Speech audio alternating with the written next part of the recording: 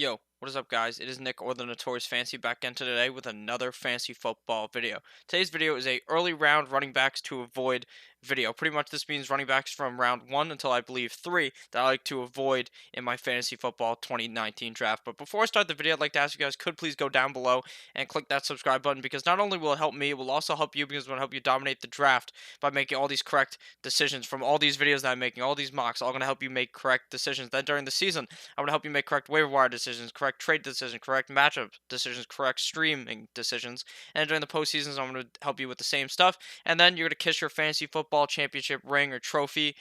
Mwah, mwah, mwah. You know what I'm talking about. You won. You get to kiss that thing. You get to hold that thing. It's all yours. And if you don't have a fantasy football trophy or draft board or anything that you might want for your fantasy draft, go down below in the description. I am sponsored by Fantasy Bros. You can go down below, click that link down below, and use code Notorious at checkout for 5% off.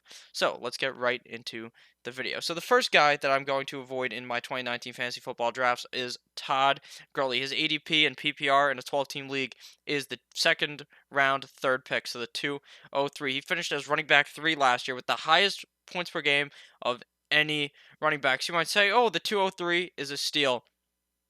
So you might wonder how you could be the number 3 running back last year with the highest points per game of any running back. That's because he missed multiple games due to that arthritic knee. His knee has arthritis. His knee is messed up. He was limited in the playoffs and the Super Bowl.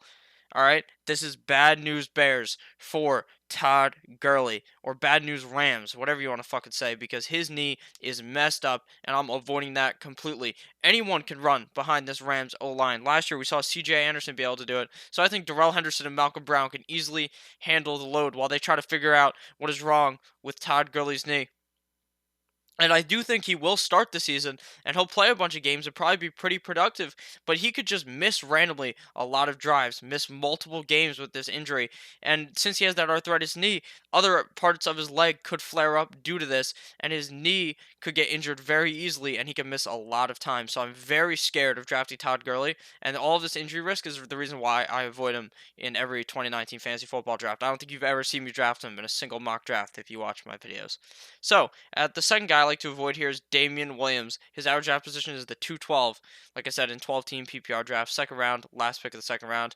And he was a guy that I talked up all beginning of the season. I loved Damian Williams because of this upside of being the RB1, and the Chiefs seemed so great. But he came off this hamstring early in 10 days. Typically, it takes 2, 3, 4 weeks to come back healthy. I figured, oh, they just rest him and let him come back week 1. But no, Andy Reid was pissed off. He was like, motherfucker, you need to come back. He said, I don't know where Damian Williams is, this, that, the other thing. So Damian Williams was like, oh, fuck, I finally have a job being the RB1 on a team. And then he comes back, and Andy Reid replies when asked about if they're going to be doing running back by committee on the Chiefs, and he said, we do that here. So now, what we do is just avoid him in fantasy football, because we can't have our second round pick being in a running back by committee. That is very scary. While I think he will eventually emerge as an RB1, yeah, I think he will, but he has never been a workhorse in the NFL. He's never been that RB1 for the team. When he was in the Dolphins, he wasn't doing that. And he's had concussions in the past. He dealt with a lot of concussions. So that is something that is going to scare me a lot if I was to draft him. And I would probably just avoid him in the second round here. If he falls into the fourth round, I'm more likely to jump on him. But right now in the second round or the beginning of the third round where we're seeing him, I would really avoid him there. So the third guy we're going to be looking at here is running back Leonard Fournette of the Jacksonville Jaguars. His ADP is the 303, the third round, pick 3 in PPR. Like I said, every one of these is based on that. So he's the highest injury risk of all running backs according to sportsinjurypredictor.com.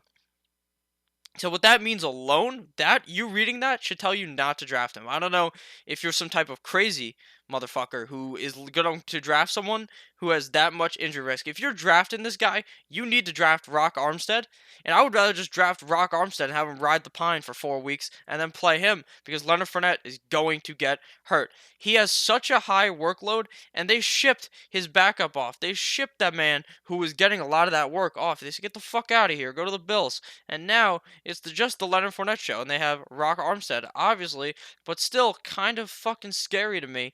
And Leonard Fournette has really had a lot of on and off the field problems. He was fighting the Bills last year or the year before that happens. He was suspended. He didn't show up to team pictures 2 years ago. Got suspended. So why do you want this guy who has a lot of on and off the field problems on your team with such a high injury risk? I have no idea why you would even want that. So that's why we are avoiding him in our fantasy football 2019 drafts. So, the fourth guy here, I think this may be the final guy, or there's one more guy. I think there is one more after this. So we got Melvin Gordon, San Diego Chargers running back, or LA Chargers running back. His ADP is the 305. Now, the main thing about him is this hold out. Are you going to draft someone in the third round who could miss 8 games? I'm reading somehow he could miss 10 games. I don't even understand how that's possible because I thought he had to play 8 games for it to count as a year.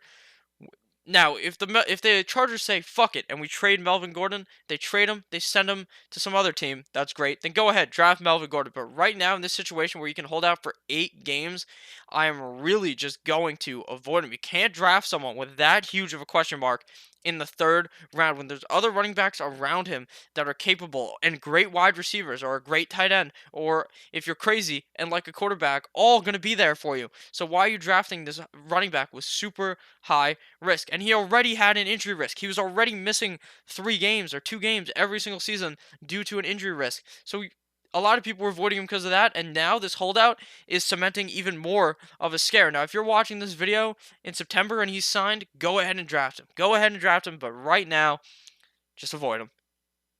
So the final guy here is Mr. Devonta Freeman at the 307. At the third round, the 7th pick, Devonta Freeman, running back, Atlanta Falcons. He has been littered with concussion problems. He has sprained his MCL and his PCL in 2017. And last year, he had a sports hernia surgery week 5 that ended his 2018 season. So all of those things look bad, don't they? If you're looking at this, you're looking at the screen, you're thinking, holy shit, he has concussion problems, he has MCL and his PCL, and he had a sports hernia surgery. What the fuck? Why am I going to draft him? You shouldn't draft him. He's a huge injury risk. I know 3 years ago he was the running back 1 or 2 in fantasy football. I know you want to live those glory days, but those glory days are no longer for Devonta Freeman. He is very injury prone. And since he's dealing with all of these concussion problems, I don't think that the Falcons are going to run it, hey diddle diddle, Mr. Devonta Freeman up the middle when they're on the goal line because that motherfucker might get smashed in, hit his head on someone, get a concussion. So it might be the Ito Smith train on the or the fucking Holiday or whatever that other guy's name is, the RB3 on their team. It might be his show. So why are you drafting him here at the 307 with all of this injury risk? Now, if he falls to the 4th and I'm feeling fucking dangerous, I might fuck around and do it.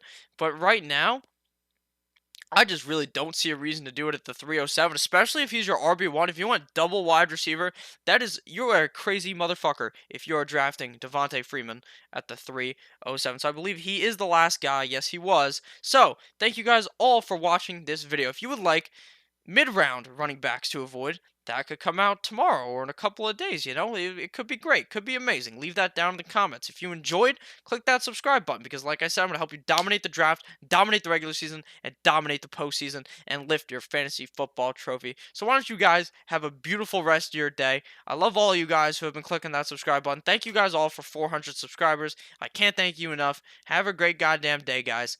Goodbye.